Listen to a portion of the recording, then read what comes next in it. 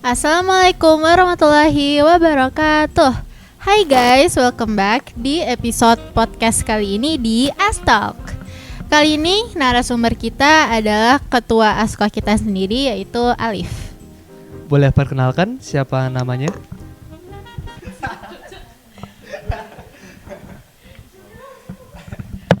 Nama saya Muhammad Alif Zaidan, biasa dipanggil Alif. Saya dari kelas 8 Usman, merangkap sebagai ketua ASKO periode 2026 sampai 2026.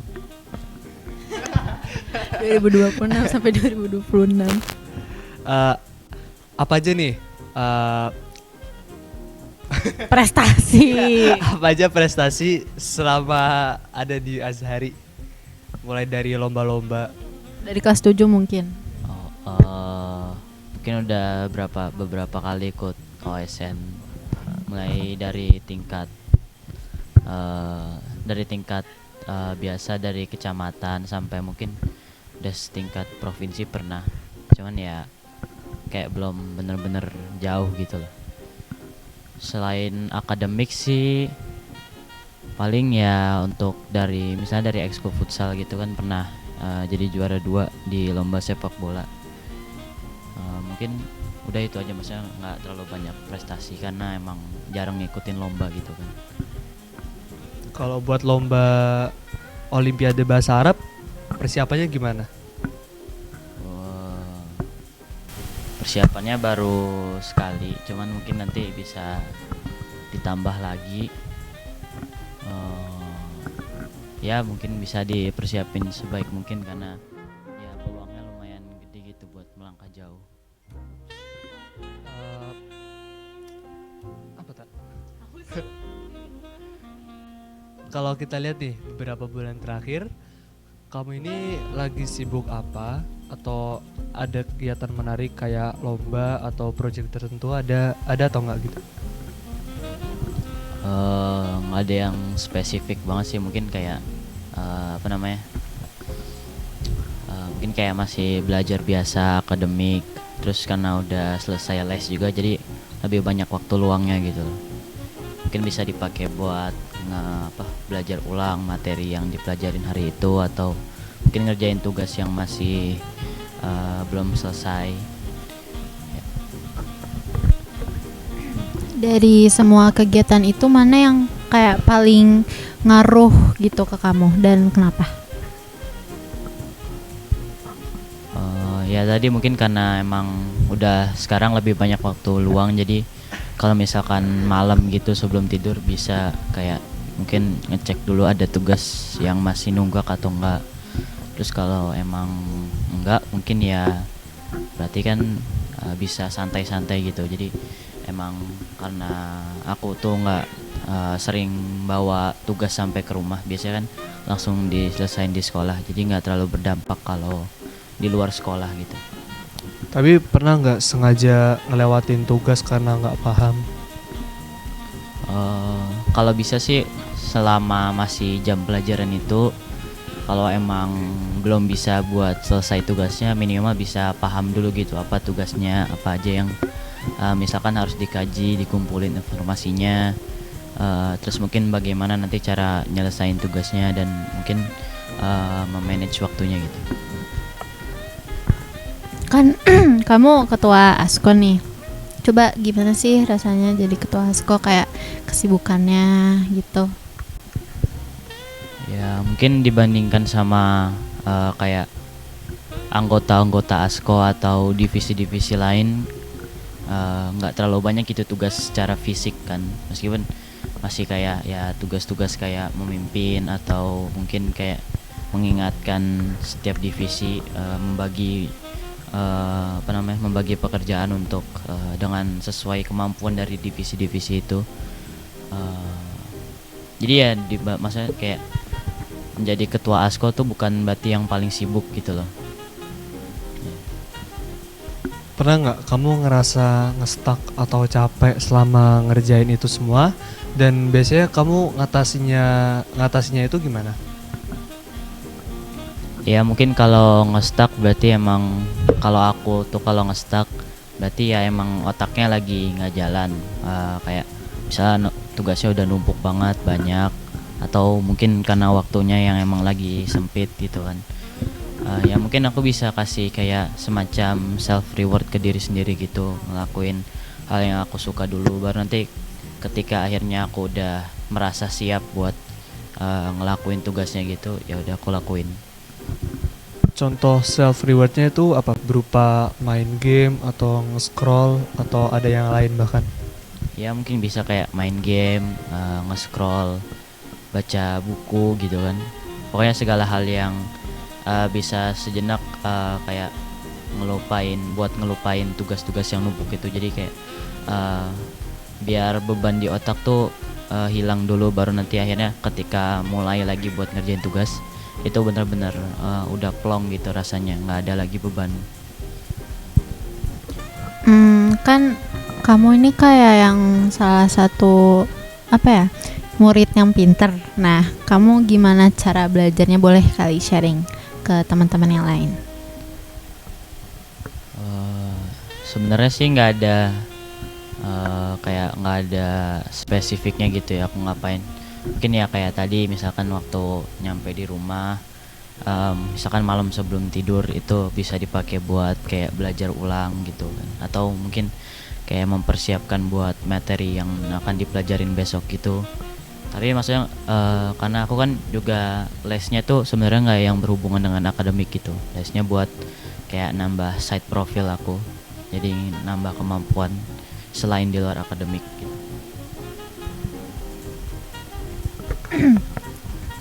Kamu tuh lebih ke bidang akademik apa yang kayak sporty gitu deh? Mungkin kayak ada di tengah-tengah gitu, meskipun masih lebih suka olahraga dibandingkan harus baca buku pelajaran gitu. Cuman kayak ya karena emang tujuannya kan emang nanti setelah dari SMP masuk ke MAN gitu terus lanjut kuliah, jadi harus emang diseimbangin antara olahraga sama akademiknya gitu. Kalau ngomongin proses kamu berkembang di bidang yang kamu tekuni itu, kamu tipe yang kayak gimana nih? Atau ada kebiasaan atau cara tertentu yang ngebangun kamu tetap konsisten gitu, ada atau enggak?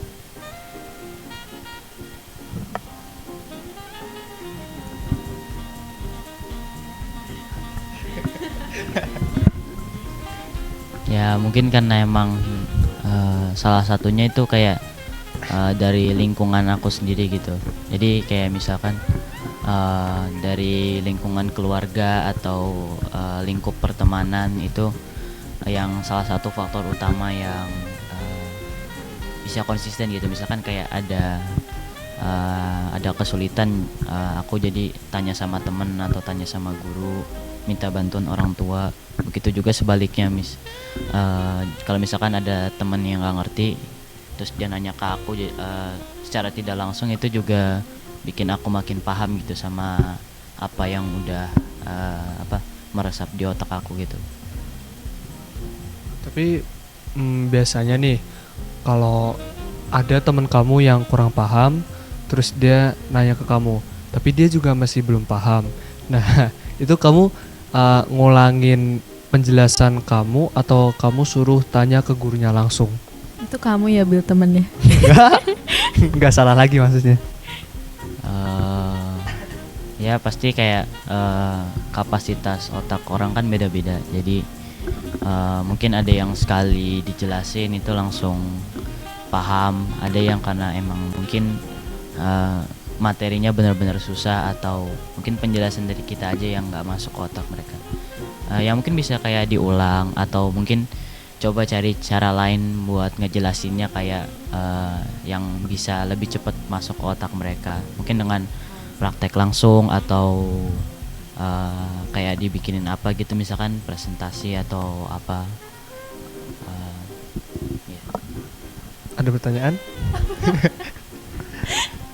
Siapa tahu ada pertanyaan buat Alif khusus gitu. Kamu sebagai temennya? Ada nih satu. Jangan aneh-aneh. Nggak aneh. Nih kan biasanya sering bikin kayak semacam novel gitu kan. Nah, tentang F1 biasa ya. Apalagi di Pinterest tuh banyak banget tuh foto-foto F1 gitu. Nah, gimana sih kamu dapetin ide-ide cerita itu? Dari mungkin bahkan mungkin aku lihat kamu dapat ide-ide itu hanya dari foto, terus kamu bisa merancang semua cerita-ceritanya itu.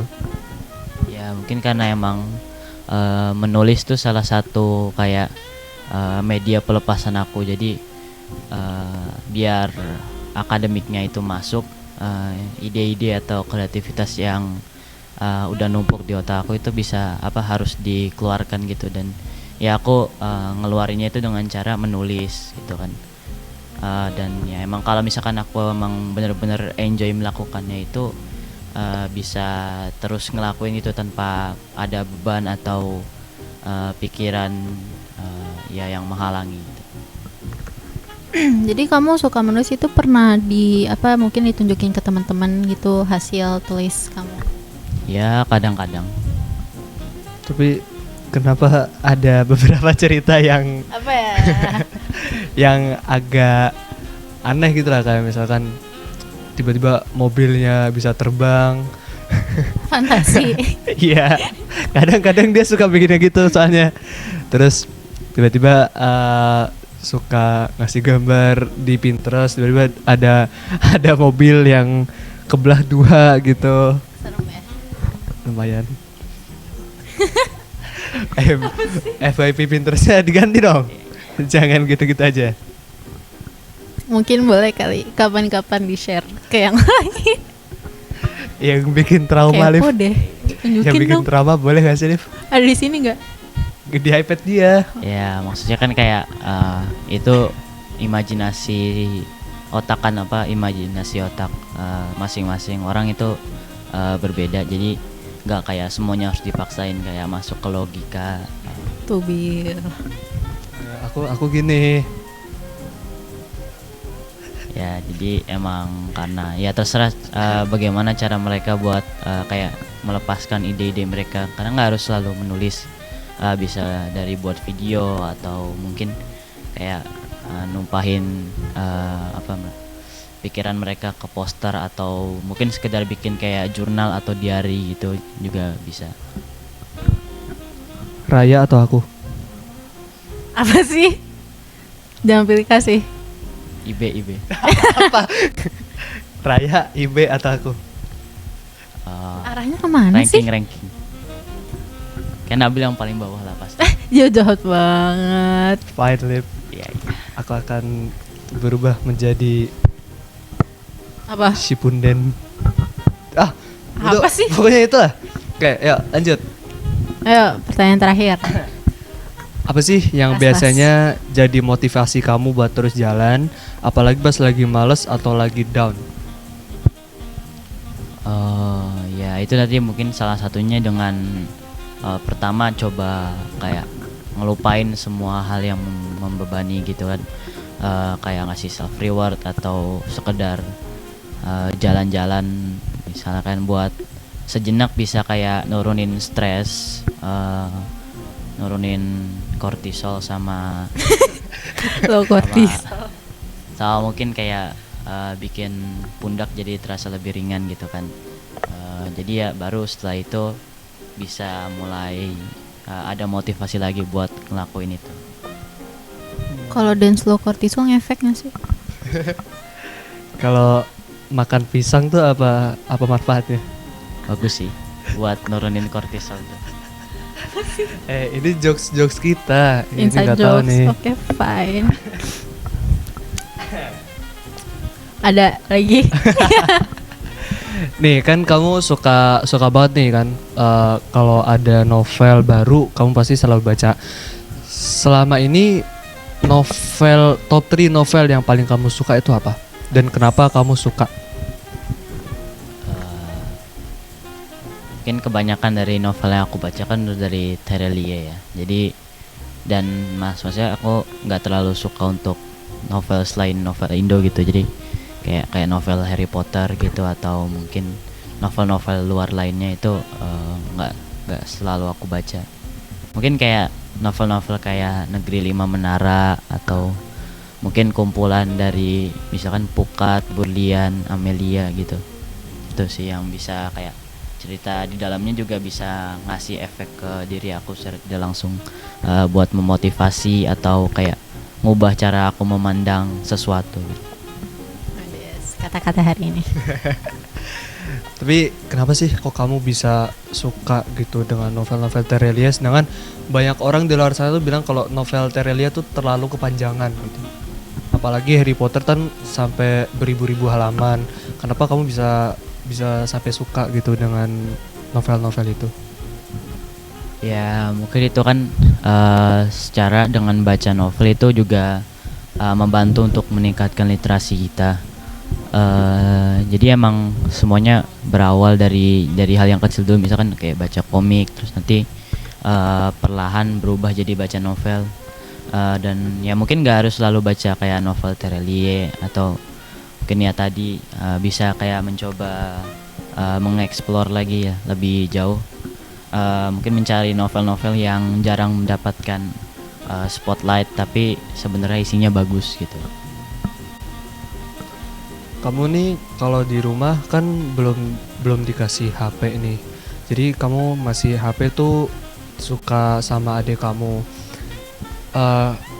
Mungkin banyak nih kakak-kakak di luar sana yang belum bisa ngalah sama adiknya. Dan gimana sih cara kamu bisa ngalah sama adik kamu buat berbagi HP itu satu HP dengan 2 orang? Gimana cara kamu baginya?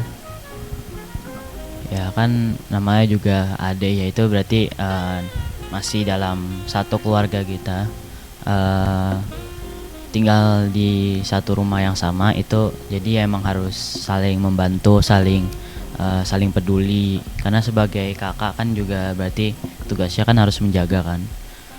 Untuk masalah HP sih sebenarnya nggak terlalu berefek gitu, karena dengan adanya iPad, jadi aku kayak lebih, kalau misalkan emang lagi nggak megang HP ya udah aku megang iPad gitu, biarin aja HP-nya. Cuman kalau emang untuk kayak masalah penting kayak ada urusan sekolah, atau mungkin misalkan urusan asko kayak gini yang emang lebih penting dibandingkan urusan-urusan adik aku yang masih SD, ya ini berarti aku yang lebih diprioritasin buat ya megang HP itu. Jujur ini jatuhnya jadi kisah Alif ya. Gak apa-apa gak sih? Dokter Gia ini. Gak nyambung. Nyambung dong, dia kan low cortisol. Coba dance berdua. Gak mau. Ya gak apa-apa. Gak mau. Maunya sama Aga. Aga yang nonton ditunggu dance low cortisolnya bareng Nabil. Oke. Gimana? Udah? Boleh. Udah. Apalagi ya? Udah kali ya. Oke, jadi guys itu aja dari jatuhnya kisah-kisah hidup Alif ya, mulai dari dia cara fokus belajarnya gimana biar nggak stres banget, terus dia ternyata juga suka nulis, dan apalagi tadi cara menjadi abang yang baik. Jadi itu saja dari kita. Wassalamualaikum warahmatullahi wabarakatuh. Bye guys. Bye-bye.